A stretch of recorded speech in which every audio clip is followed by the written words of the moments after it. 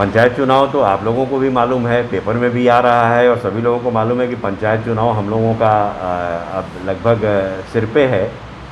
हम लोगों को इस बार जो स्टेट इलेक्शन कमीशन है उनके द्वारा निर्देश भी दिया गया है।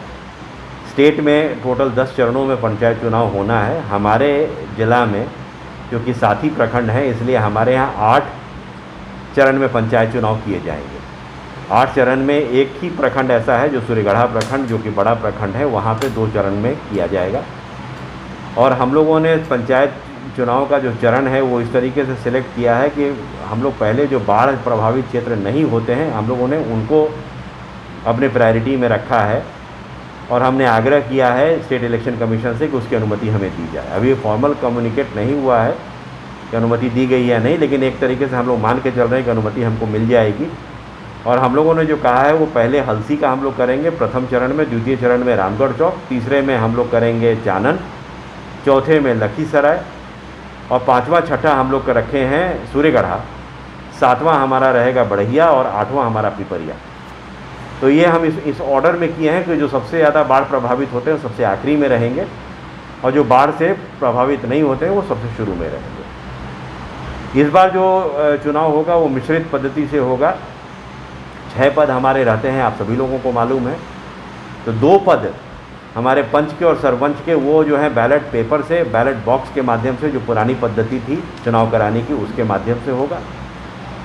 और जो हमारा 4 पद है, खास करके जो सबसे ज़्यादा सेंसिटिव मुखिया का पद होता है या वार्ड सदस्य का भी है, फिर जिला परिषद का है और पंचायत समिति सदस्य का है, इन सब का चुनाव जो है सो ईवीएम पद्धति से होगा। इसमें M2 श्रेणी के ईवीएम की अनुमति इलेक्शन कमीशन ऑफ इंडिया के द्वारा राज्य निर्वाचन आयोग को दे दी गई है। राज्य निर्वाचन आयोग के द्वारा हम लोगों को निर्देशित किया गया है और सभी जिलों को अलग अलग निर्देश दिया गया है कि हम लोग अपने यहाँ से जो आवश्यकता है ईवीएम वो कहाँ से प्राप्त करेंगे।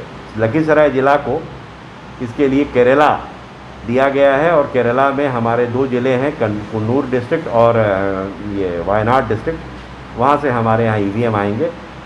हम लोगों की टीम गठित कर दी गई है और टीम भी तैयार हो गई, वहाँ से बातचीत हो गई है, वहाँ भी तैयारी वो लोग कर रहे हैं, हम लोग यहाँ भी तैयारी कर रहे हैं। हमारी टीम जाएगी और बंद कंटेनर में जो इलेक्शन कमीशन ऑफ इंडिया का जो एक प्रोटोकॉल होता है उसका पालन करते हुए हमारे पुलिस फोर्स भी यहाँ से जा रहे हैं, जो अपनी सुरक्षा में वो ले करके आएंगे। ये हमारी एक प्रक्रिया है। दूसरी जो है हम लोगों की जो बैलेट बॉक्सेस से जो होना है, बैलेट बॉक्सेस का भी ग्रीसिंग वगैरह जो करना है और पेंटिंग करना है, उसके लिए भी हम लोगों ने अपने वेंडर्स को चयन कर लिया है। और वो जो चुनाव का जो आयोग का जो दर है निर्धारित, उसी दर पे वेंडर के द्वारा सहमति दी गई है। इसके अतिरिक्त हम लोगों ने कोषांग का गठन कर दिया है। कार्मिक कोषांग का हम लोगों ने, और ऑलरेडी सब जगह कर्मियों की सूची मंगा गए थे, लेकिन अभी संयोग से अभी बहुत स्थानांतरण हुए हैं। हम लोगों ने फिर से सूची मांगा है सभी हमारे जितने भी विभाग हैं उनसे, और वो एक बार आ जाएगा सूची तो हम लोग उसके हिसाब से कर्मियों का ये करेंगे। इसमें सबसे महत्वपूर्ण चीज़ जो हमारे चुनाव में ये होगा कि एक बार आज चुनाव हो जाएगा फर्स्ट फेज़ का, तो इमीडिएटली उसका हम लोग काउंटिंग भी कर देंगे।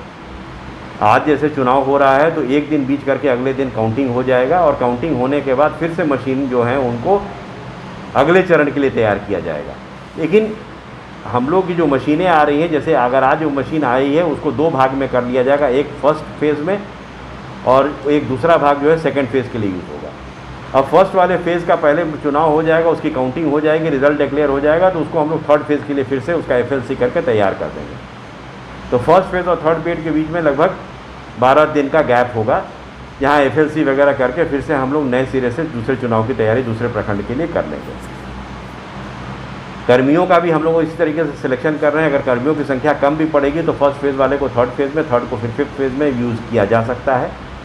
उसी तरीके से सेकंड वाले को फोर्थ और सिक्स और फिर 8। तो इस तरीके से हम लोग कर्मियों का भी कोई दिक्कत नहीं है।